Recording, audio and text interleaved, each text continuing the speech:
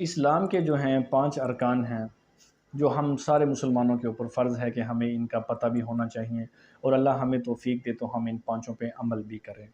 پہلا جو رکن ہے اسلام کا وہ کلمہ ہے، اور دوسرا جو ارکان ہے اسلام کا وہ نماز ہے، اور تیسرا جو ہے وہ زکوٰۃ ہے، اور چوتھا جو ہے وہ روزہ ہے، اور پانچواں جو ہے وہ حج۔ تو اللہ تعالی ہمیں ان پانچوں کو ترتیب سے ادا کرنے کی توفیق عطا فرمائے، اور اللہ ہمیں ان پانچوں ارکان پہ عمل کرنے کی بھی توفیق عطا فرمائے۔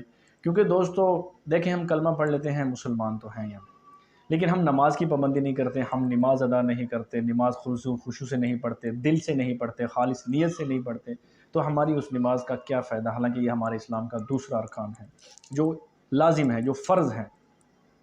تیسرا رکن جو ہے وہ زکوٰۃ ہے۔ اگر اللہ نے ہمیں مال دیا ہوا ہے، بے حساب دیا ہوا ہے، ہماری ضرورت سے زیادہ ہمارے پاس مال ہے، تو ہمیں اللہ کے دیے ہوئے مال میں سے اللہ کی راہ میں زکوٰۃ ادا کرنی چاہیے، کیونکہ یہ بھی ہمارے اسلام کا رکن ہے اور ہمارے اوپر فرض ہے۔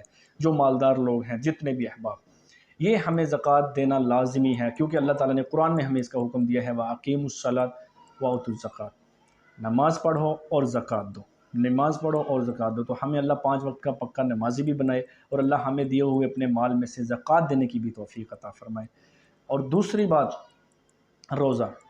تو دیکھیں، جتنے مومن مسلمان بھائی ہیں، ہم سب پہ روزے فرض کیے گئے ہیں، جیسا کہ اللہ تعالیٰ کہتا ہے کہ تم سے پہلے لوگوں پہ فرض کیے گئے تھے۔ تو ہمیں اللہ تعالیٰ ہمت دے، توفیق دے۔ خوش نصیب ہیں وہ لوگ جن کی حیات زندگی میں رمضان کا مہینہ آتا ہے اور اس میں وہ روزے رکھ کر اپنے اللہ کو راضی کر لیتے ہیں۔ تو جو لوگ اللہ کو راضی نہیں کر سکتے، وہ سمجھ لیں کہ بڑے بد نصیب لوگ ہیں، کیونکہ یہ ایسا مبارک مہینہ ہے، اس میں اللہ تعالیٰ کی رحمتیں اڑ رہی ہوتی ہیں، رحمتیں پکار رہی ہوتی ہیں۔ جیسا کہ ہمیں ایک پیکج ملتا ہے، آج دنیا کو دیکھ لیں کہ ہم جب یوٹیوب پیکج لگوانے جاتے ہیں یا واٹس ایپ پیکج لگوانے جاتے ہیں، یہ ایک مثال دے رہا ہوں میں، تو ہم دکاندار سے کیا کہتے ہیں کہ یار اچھے سے اچھا پیکج لگا کے دینا، جس میں MB زیادہ ہوں، جس میں یہ چیز زیادہ ہو، وہ چیز۔ اسی طرح رمضان میں ایک مرتبہ استغفار کہنے سے ہمیں پتہ نہیں کتنی نیکیاں ملتی ہیں، 700 نیکیاں اور 70 گنا نیکیاں ملتی ہیں۔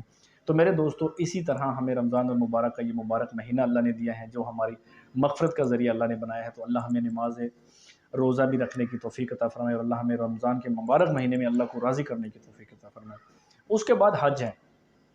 تو دیکھیں، حج اللہ تبارک و تعالیٰ نے جب انسان، ایک حج تو لازمی فرض ہے ہر مومن مسلمان کے اوپر، کیونکہ حضور صلی اللہ علیہ وآلہ وسلم نے بھی اپنی زندگی میں ایک حج کیا ہے۔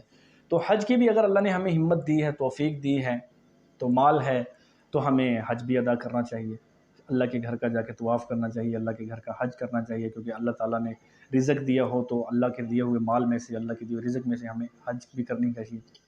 تو حج بھی کرنا اسلام کا 5واں ارکان ہے۔ تو اللہ ہمیں ان 5 ارکان پہ عمل کرنے کی توفیق عطا فرمائے، اور اللہ سبحانہ وتعالی ہمیں دین کی صحیح معنوں میں سمجھ عطا فرمائے۔ تو اللہ سبحانہ وتعالی ہمیں دین پہ عمل کرنے کی بھی توفیق عطا فرمائے دوستوں۔ تو یہ ہمارے 5 ارکان ہیں اسلام کے، جو ہمیں لازمی یاد ہونے چاہیے، اپنے بچوں کو بھی یاد کرائیں، اپنے آپ کو بھی، اور ان پانچوں پہ پھر اللہ ہمیں عمل کرنے کی بھی توفیق عطا فرمائے۔